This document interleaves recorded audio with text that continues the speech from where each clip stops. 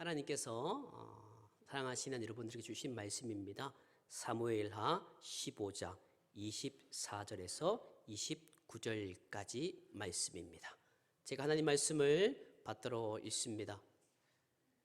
보라, 사독과 그와 함께한 모든 레위 사람도 하나님의 언약궤를 메어다가 하나님의 궤를 내려놓고 아비아달도 올라와서 모든 백성이 성에서 나오기를 기다리는도다. 왕이 사독에게 이르되, 보라, 하나님의 궤를 성읍으로 도로 메어 가라. 만일 내가 여호와 앞에서 은혜를 입으면 도로 나를 인도하사 내게 그 궤와 그 계신들을 보이시리라. 그러나 그가 이와 같이 말씀하시기를, 내가 너를 기뻐하지 아니한다 하시면 종이 여기 있사오니 선히 여기시는 대로 내게 행하시옵소서 하리라. 왕이 또 제사장 사독에게 이르되, 내가 선견자가 아니냐? 너는 너희의 두 아들 곧 내 아들 아히마아스와 아비아달의 아들 요다난을 데리고 평안히 성읍으로 돌아가라. 너희에게서 내게 알리는 소식이 올 때까지 내가 광야 나루트에서 기다리리라 하니라. 사독과 아비아달이 하나님의 궤를 예루살렘으로 도로 메어다 놓고 거기 머물러 있으리라. 아멘. 지난 한 달 동안 희망을 노래하다라는 주제로 함께 말씀을 살펴보았습니다. 오늘은 그 마지막 시간, 희망을 노래하다, 우리 은혜라는 제목으로 함께 말씀을 나눕니다. 세상에 살아가다 보면 믿었던 사람에게 배신을 당할 때가 있습니다. 배반을 당할 때도 있습니다. 함께 의기투합해서 사업을 시작해서 동업을 시작합니다. 열심히 밑바닥부터 사업을 해 나갔는데 어느 날 친구가 배신을 하고 도망을 합니다. 한평생 사랑하면서 손가락 걸고 반지 교환하고 믿음의 여정을 걸어가면서 아름답게 살려고 하는데 그만 믿었던 남편에게, 아내에게 배신을 당하고 배반당할 때도 있습니다. 참 힘들고 어렵지요. 그런데 그 어떤 어려움 가운데서도 가장 견디기 힘든 것 중에 하나는 아마도 10달 동안 내 뱃속에 낳았던 자녀, 금이야 오기야 먹지 않고 입지 않고 잘 양육해 키웠던 자녀로부터의 배반과 배신일 것입니다. 그러면 살기 힘들 정도로 어려워할 것입니다. 바로 오늘 함께 읽었던 사무엘하 15장이 포함되어 있는 15장 전체는 바로 그러한 이야기로 가득 차 있습니다. 그것은 바로 다윗 왕의 가장 사랑한 아들이었던 압살롬의 반역과 배신입니다.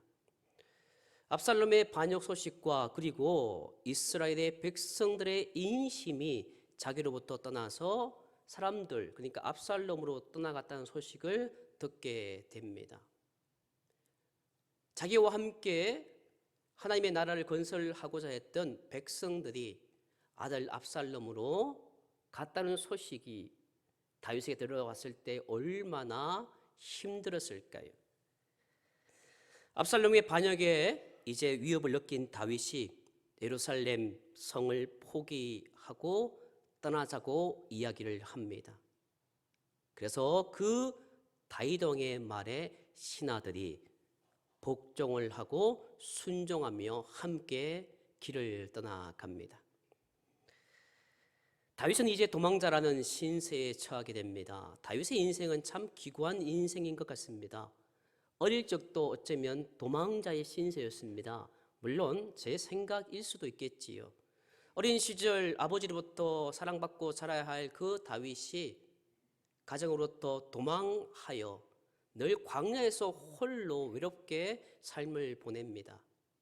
그래서 이제 사랑하는 아내를 만나서 정말 세상 가운데 죽기를 가로하고 전쟁터에서 승리하고 잘 나갈 수 있었던데, 중요한 것은 장인 어른으로부터 쫓김을 당하고 광야에서 도망자의 신세를 살아가게 됩니다.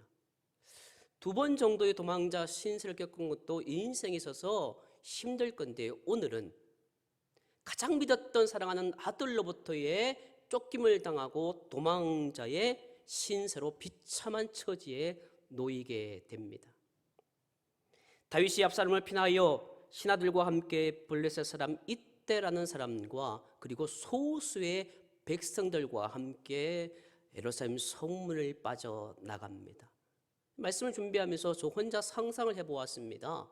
대낮에 성문을 빠져나갔을까? 아마도 야간 도주를 했을 것입니다.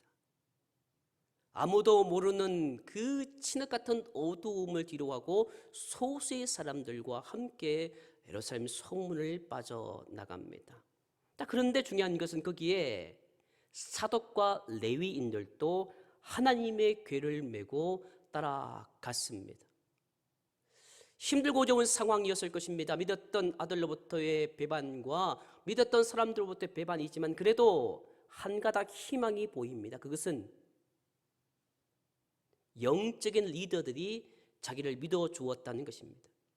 다수의 백성들이 다윗 왕을 싫어하고 압살롬을 따라갔지만 그래도 오늘 성경 말씀 보시면 사독과 레위인들은, 영적인 리더들은 다윗 왕을 믿었다는 것입니다. 신앙생활을 하면서 그렇습니다. 어쩌면 힘들고 어려운 상황 가운데 사람들이 나로부터 들려오는 이야기, 나에게 들려오는 이야기들이 나를 싫어한다라고 들려오지만, 나를 때로는 미워한다라고 하지만 그래도 영적인 리더들이 그를 믿어주고 나아간다면 힘들지가 않는 것이지요. 다윗은 바로 그러한 상황 가운데 특별히 사독은 누굽니까? 제사장이었습니다. 하나님의 일을 하는 제사장과 그 하나님의 성전을 보살피는 레위인들이 하나님의 궤를 메고 따라갑니다. 하나님의 궤는 신앙인에 있어서 가장 중요한 것이었습니다. 왜냐하면 하나님의 궤는 하나님의 임재를 상징하는 것이었기 때문입니다. 여호수아 말씀을 수요일마다 함께 살펴보고 있는데 그들이 가나안 땅 들어갔을 때 40년 동안 저 광야에서 성성장구하고 때로는 실패를 거듭했던 그들이 마지막 요단강, 죽음의 강을 건너야 저 가나안 땅에 들어갈 수 있는데 그들이 어떻게 그 강을 건넜습니까? 바로 언약궤를 맨 제사장이 요단강 강물을 밟는 순간 요단강이 갈라졌던 것이지요. 바로 언약궤는 하나님의 임재를 상징하는 것입니다. 그리고 그 언약궤를 맨 이스라엘 백성들이 40년 동안 광야에서 살아갈 때에 그들이 구름을 따라 걸어갈 때마다 하나님이 함께 한 것입니다. 불기둥으로 밤을 지켜주었고 구름 기둥으로 뜨거운 사막길을 걸어갈 수가 있었던 것은 바로 하나님의 궤가 그들과 함께 했기 때문입니다. 이처럼 하나님의 궤를 보신다는 것은 모든 삶을 하나님께 맡긴다는 신앙 고백인 것이지요. 그래서 하나님께서 우리의 능력이 되어 주실 것이라는 믿음이 포함되어 있는 것입니다. 사독과 레위인이 하나님의 궤를 메고 자원하여 다윗을 따라간 것도 바로 이와 같은 것입니다. 여러분, 누가 왕을 따라가기를 좋아하겠습니까? 이미 전세는 기울어졌던 것입니다. 다수의 백성들이 압살롬을 지지합니다. 그런데 어떻게 그 사독과 레위인이 언약궤를 메고 따라갔을까요? 그들은 바로 여호와 하나님께서 진정으로 다윗에게 함께할 것을 믿었던 것입니다. 어려운 신앙의 사람 다윗에게 하나님께서 함께 하실 것이라는 사실, 바로 그것이 그들에게는 당연한 것으로 받아들여졌던 것입니다. 그런데 다윗 왕이 사독에게 이렇게 이야기합니다. 하나님의 궤를 메고 돌아가라고 말입니다. 25절의 말씀입니다. 왕이 사독에게 이르되 보라, 하나님의 궤를 성읍으로 도로 메어 가라. 만일 내가 여호와 앞에서 은혜를 입으면 도로 나를 인도하사 내게 그 궤와 그 계신들을 보이시리라. 지금 다윗은 사독에게 이야기합니다. 언약궤를 메고 다시 돌아가라. 다윗이 지금 압살롬으로부터 배신당하는 이유는 누구 때문입니까? 자기 때문입니다. 하나님의 사람인 다윗이 그 눈에서 주님을 바라볼 그 눈에서 여인을 바라봅니다. 힘들고 어려운 상황 가운데서도 십자가 바라보일 그 시선이 세상을 바라보고 범죄함으로 말미암아 징계를 받게 되는 것이었습니다. 하나님의 징계를 받고 길을 떠나는 자신으로 인해서 나는 괜찮다, 나는 하나님으로부터 말미암아 내 죄로 말미암아 징계를 받고 있는 나는 괜찮은데 어떻게 나로 말미암아 하나님의 괴가 나와 함께 세상을 유리할 수 있느냐? 그럴 수 없다라는 아름다운 마음, 하나님께 누를 끼칠 수 없다라는 의로운 마음 때문이었습니다. 그리고 더 나아가서 언약궤 자체가 아닌 하나님을 의지하는 다윗의 신앙을 나타낸 말이었습니다. 더군다나 언젠가는 하나님께서 자신을 용서하여 다시 황궁케 하려는 확고한 믿음의 신앙의 고백이었던 것입니다. 그리고 계속 이어지는 내가 여호와 앞에서 은혜를 입으면 도로 나를 인도하사 내게 그 계와 그 계신들을 보이시리라고 고백할 수가 있었던 것입니다.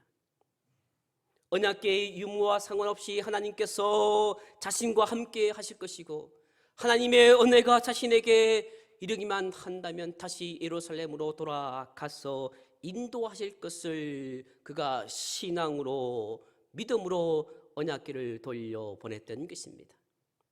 그렇습니다. 지금 다윗이 자기의 잘못으로 고난을 당하고 있습니다. 자기의 제약된 잘못으로 말미암아 그가 고통 가운데 있습니다. 그 고난 가운데서도 그는 하나님의 은혜를 믿었던 것입니다. 사랑하는 성도 여러분, 하나님은 어제나 오늘이나 내일이나 동일하십니다.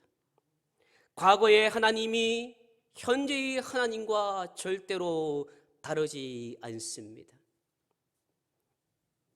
그런데 과거의 하나님이 다르고 오늘의 하나님이 다른 분들이 있습니다. 어떤 에게는 항상 하나님은 변하는 존재로 인식하며 살아가는 이들이 있습니다.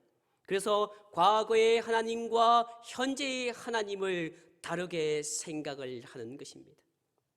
좋은 일이 있을 때와 나쁜 일이 있을 때의 하나님을 다른 하나님으로 생각을 하는 것입니다. 과거에 좋은 일이 있을 때는 하나님은 참 좋으신 분이야. 과거에 행복한 일이 있을 때는 하나님은 멋진 분이야, 나와 함께하는 분이라고 고백을 합니다. 그런데 말입니다, 나쁜 일이 생기면 왜 하나님 나에게 이렇게 나쁜 일이 생깁니까? 라고 하나님에 대해서 원망을 하고 다른 하나님을 말하고 있습니다. 사랑하는 성도 여러분, 과거에 좋으신 하나님이었다면 현재도 좋은 하나님이어야 하는 것입니다. 지금 내가 코로나19로 말미암아 힘들고 어려운 상황을 맞이한다 할지라도 내가 과거에 예수님을 어떤 어려움 가운데서도 예배당에 나오고 말씀을 지키고 기도했던 믿음의 사람이었다면 오늘 내가 고통 가운데 있다 하더라도 동일하게 하나님을 믿어야 하는 것입니다. 과거에 좋다가 현재는 나쁘다면 그것은 하나님을 믿었던 것이 아닙니다. 그것은 바로 내가 만든 하나님을 믿었던 것입니다. 내 마음에 드는 하나님을 찾았던 것이지요. 내 교회의 마음에 드는 하나님을 찾았던 것입니다. 사랑하는 성도 여러분, 여러분이 진심으로 하나님의 은혜를 아시고 그 하나님의 은혜를 매일매일 생각한다면 그 생각이 바로 여러분의 삶을 통해서 보여져야 하는 것입니다. 사랑하는 성도 여러분, 우리가 믿음의 여정을 걸어가다 보면 절망할 때가 참 많습니다. 하나님을 믿으면서 믿음의 여정을 시작했는데 좋은 일보다는 나쁜 일이 생길 때가 참 많습니다. 그럴 때 하나님을 찾고 하나님을 믿고 살아가야 되지만 신기하게도 고난과 어려움이 닥치면 하나님을 찾지 않고 세상에서 문제를 해결하려 합니다. 이것은 바로 고난과 어려움을 통해서 성도들이 현재에 대한 불만이 있다는 것을 드러내는 것입니다. 사랑하는 성도 여러분, 하나님의 은혜란 항상 현재적이어야 하는 것입니다. 내가 지금 힘들다고 어렵다고 하나님의 은혜가 없는 것이 아니었습니다. 저 풀무불에 던져졌을 때도, 사자굴에 던져졌을 때도 하나님의 은혜는 존재했던 것이지요. 저는 참 부끄러웠습니다. 말씀을 준비하면서 너는 어떠니? 라고 물으시는 성령님의 질문에 선뜻 대답을 하지 못했습니다. 힘들고 어려운 상황 가운데, 코로나19 상황 가운데, 많은 인생 가운데, 어려움 가운데 너는 지금 하나님의 은혜에 만족하며 살아가느냐고 물으시는 그 질문에 예, 하나님 그렇습니다 라고 선뜻 대답하지 못했던 나를 발견하게 됩니다. 여러분은 어떠십니까? 하나님의 은혜가 항상 현재적으로 살아가고 계십니까? 과거에 하나님의 은혜로 살아갔다 한들 중요한 것은 그것이 무슨 소용이 있겠습니까? 과거에 하나님께서 나와 함께 하셨고 과거에 하나님의 은혜로 말미암아 내가 열심을 다해서 살아간다 한들 지금 그것이 무슨 보장을 해주는 것입니까? 여러분, 세상은요, 과거에 열심을 다해서요 돈을 벌면요 노후에 보장이 됩니다. 보험을 힘들고 어려워 허리띠 싸매고 열심히 보험 들고 연금 들면요, 퇴직하면요 그 연금으로 한평생 살아갑니다. 그것은 세상의 방식입니다. 하나님의 은혜는 그렇지가 않습니다. 하나님의 은혜는 내가 옛날에 열심을 다해서 충성해서 그 은혜로 말미암아 내 남은 인생을 책임져 주고 저 죽음의 강을 건너 천국을 인도하는 것 절대 아닙니다. 절대 그렇지가 않는 것입니다. 과거는 어디까지나 과거인 것입니다. 지난 과거가 현재의 신앙의 근거가 될 수가 없습니다. 하나님의 은혜가 오늘의 나를 있게 했다면 오늘의 나는 하나님의 은혜에 감사하며 살아가야 하는 것입니다. 오늘 현재 하나님의 은혜에 감사한다면 불평이나 원망이 있을 리가 없습니다. 이것이 바로 하나님을 마음으로만 생각으로만 가지고 있는 것이 아니라 삶에서 만나고 삶에서 증거되는 것입니다. 다윗을 보십시오. 지금 아들 압살롬에게 쫓김을 당합니다. 우리가 아무리 힘들고 어려워도 아무리 세상 살아가면서 힘들다 고통스럽다 하지만 다윗처럼 지금 힘들까요? 아버지로부터 사랑받지 못해서 광야에 살아갔을 때도 이해됩니다. 장인어른으로부터 쫓김당해서 광야에 살아갔을 때도 이해할 수 있습니다. 그런데 말입니다. 믿었던 아들에게 쫓김을 당해서 야금 도주하고 그렇게 믿었던 많은 이스라엘 백성이 다를 버리고 소수의 백성들과 함께 쫓김을 당하고 있는 이때 다윗을 보십시오. 그런데 그는 그런 인생의 밑바닥에서 그런 밑바닥 인생의 삶에서 하나님을 만나고 있다는 증거를 보여주고 있습니다. 사랑하는 진종락교회 가족 여러분, 항상 여러분의 삶에서 하나님을 찾고 만나십시오. 인생이 하나님이 주신 것이고 하나님이 다스리고 인도하시는 것이라면 삶 속에서 얼마든지 하나님을 만날 수가 있습니다. 인생의 밑바닥을 걷고 있다고요? 코로나19가 나를 힘들게 한다고요? 물질이 나를 힘들게 한다고요? 사람이 나를 힘들게 한다고요? 괜찮은 것입니다. 하나님의 은혜를 기억한다면 그 상황 가운데서도 하나님을 만날 수가 있는 것입니다. 여러분의 과거에도 하나님은 일하셨습니다. 고생과 어려움 가운데 당신은 견딜 수 없는 고통이었지만 지금에 와서 생각한다면 모든 것이 하나님의 은혜였음을 우리가 기억하게 되는 것입니다. 바라기는 바로 그 하나님을 오늘 여러분의 하나님으로 섬기시기를 주의 이름으로 간절히 축원합니다. 그러면 부족한 것이 있을 수가 없습니다. 물질이 없다고 투덜댈 수가 없는 것입니다. 나는 비록 가난한 상황이 있다 하더라도 나는 부한 사람으로 살아가는 것입니다. 나는 건강을 잃어도 괜찮다고 고백할 수가 있는 것입니다.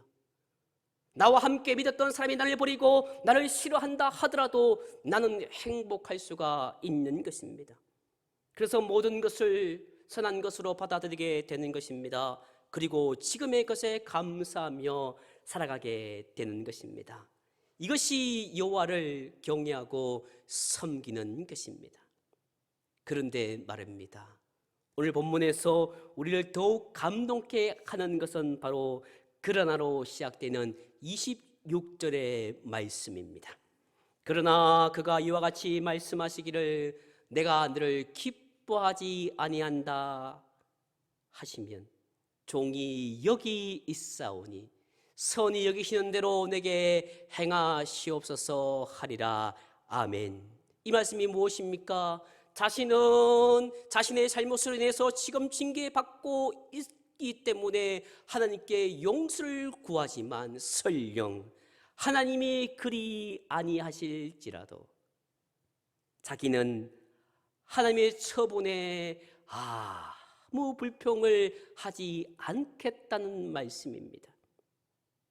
사랑하는 성도 여러분, 하나님의 징계를 받는 다윗의 태도를 보십시오. 얼마나 겸손한 모습입니까? 어쩌면 하나님의 징계를 단순하게 은혜로 받는 모습이 어쩌면 아름답게 보이지는 않으십니까? 다윗이 받는 징계가 무엇입니까? 그것은 그로서는 최악의 고통이었을 것입니다. 우리도 살다 보면 그럴 때가 있지 않습니까? 물론 내가 잘못했습니다. 바르게 살아가지 못했을 때가 있었겠지요. 내가 바르게 신앙생활을 하지 못해서 받는 징계라고 생각하는데 너무 심한 때가 있지 않습니까? 하나님, 내가 이 정도로 힘들게 하십니까? 내가 이 정도로 하나님께 징계를 받아야 합니까? 왜 그렇습니까? 이건 아니지 않습니까, 하나님? 이라고 원망할 수 있을 건데 다윗은 그 하나님의 처분에 대해서 순수하게 받아들입니다. 견딜 수 없는 징계인데도 불구하고 그는 그것을 제대로 받아들입니다. 더군다나 하나님이 용서하지 않는다 하더라도 나는 받아들이겠다고 고백하고 있는 것입니다. 그러니 그가 얼마나 하나님의 주권을 인정하고 하나님을 경외하는 인물인지를 여기서 알 수가 있는 것입니다. 이것이 바로 하나님으로 하여금 다윗은 내 마음에 합한 사람이야 라는 말을 듣게 만들었던 것입니다. 이것이 바로 다윗으로 하여금 고난 가운데 희망을 노래하게 만든 것입니다. 하나님의 은혜를 다윗은 기억하고 살았기에 고난 가운데서도 하나님의 주권을 인정하며 희망을 노래할 수가 있었던 것입니다. 진정락교회 가족 여러분, 이러한 다윗을 하나님이 어떻게 하셨습니까? 그를 버리셨습니까? 다윗을 징계하시고 그대로 방치해 두셨습니까? 성경을 보십시오. 하나님은 비록 다윗이 범죄하였을 때 그 누구보다도 엄한 징계를 내립니다. 그러나 그러한 하나님의 징계에 대해서 다윗이 자신의 죄를 인정하고 겸손하게 하나님께 순종하였을 때 하나님은 그에게 은혜를 베푸사 하나님은 그를 회복시켜 주셨습니다. 그래서 먼 훗날 사무엘하 19장 22절에서 이렇게 고백합니다. 내가 오늘 이스라엘 왕이 된 것을 내가 알지 못하리요. 이 말씀이 무엇입니까? 내가 지금 왕이 된 것은 다 하나님의 은혜였음을 내가 다 알고 있다라고 당당하게 고백할 수가 있었던 것입니다. 사도 바울이 먼 훗날 인생의 종착역에서 나의 나된 것은 하나님의 은혜요 이제 후로는 의의 면류관이 내게 준비되었을 것이라고 당당하게 외칠 수 있었던 것도 바로 다윗과의 같은 마음이었던 것입니다. 사랑하는 성도 여러분, 저와 여러분, 우리 인간은 연약한 존재입니다. 목사지만, 장로지만, 권사지만, 안수 집사이지만, 사랑하는 내 아들, 내 딸들이 내가 천국 가고 난 뒤에 그들이 인생의 막바지 순간에 생을 포기하고 그 싶은 순간에 그 아버지 어머니가 불렀던 찬송으로 힘들고 어려워도 새벽기도 나와서 울부짖던 그 아버지의 찬송과 기도로 마지막 생을 포기하지 않고 살았던 그 한 여인의 고백을 듣고도 먼 훗날 사랑하는 자녀가 내 믿음으로 말미암아 희망의 노래를 부를 수 있다고 해도 여전히 복지부동하고 있는 나입니다. 변화가 없는 나입니다. 세상의 소리로 그저 흘러가는 소리로 받아들이는 나입니다. 우리는 그렇게 연약한 존재들입니다. 우리 역시 비록 성도라 하더라도 살다 보면 죄를 짓게 되는 것입니다. 그럼으로써 하나님의 징계를 받을 때도 있습니다. 그러나 그때 우리는 성경에 기록되어 있는 어리석은 사람들처럼 불평과 원망을 일삼으로 말미암아 더 큰 죄악에 더 큰 어려움에 빠지지 마시고 다윗처럼 하나님께 죄를 인정하며 하나님의 은혜를 굳게 믿으며 하나님의 은혜를 겸손히 받아들이시는 저와 여러분 되시기를 주의 이름으로 간절히 축원합니다. 저는 지난 한 달 동안 희망을 노래하다는 말씀을 전하면서 저를 많이 보게 되었습니다. 신앙의 여정을 걸어가면서 희망의 시작인 하나님을 바라보던 나를 바라보게 되고 그 희망의 노래를 부를 수 있는 믿음이 없음을 나를 바라보게 되고 회개하지 않는 나를 바라보게 되고 다시 한번 남은 생에 이제 희망의 노래를 부를 수 있는 은혜가 있음을 보게 되었습니다. 그래서 이제 다음 주부터 시작되는 사순절 기간처럼 그 고난과 고통 뒤에 부활을 맞이하는 기쁨을 누릴 수가 있게 된 것입니다. 바라기는 저와 같은 마음으로 여러분이 힘들고 어려운 상황 가운데서도 희망의 시작이 하나님임을 기억하며 주어진 모든 것에 잘못했으면 즉시 회개함으로 그리고 어떤 상황 속에서도 나의 믿음으로 내 자녀와 내 후손과 내 교회가 희망을 노래할 수 있다는 그 마음을 기억하시고 믿음으로 승리하시고 하나님의 은혜대로 나아가기를 바랍니다. 그래서 어떠한 어려움 속에서도 하나님의 은혜로 희망을 노래하며 하나님의 일하심에 겸손히 순종함으로 말미암아 다윗처럼 마지막에 승리의 개가를 부를 수 있는 아름답고 성숙한 성도 되시기를 주의 이름으로 간절히 축원합니다. 기도하시겠습니다. 우리 시간 큰 소리로 못하지만 깊이 기도하길 원합니다. 하나님의 은혜를 기억하지 못하며 절망적인 상황 가운데 절망의 소리를 내었던 나를 용서해 주시고 이제부터 어떤 어려움 가운데서도 하나님의 은혜를 기억하며 희망의 노래를 부르며 우리 교회가 희망의 노래를 부를 수 있는 공동체 되게 해달라고 이 시간 간절히 하나님께 기도합니다.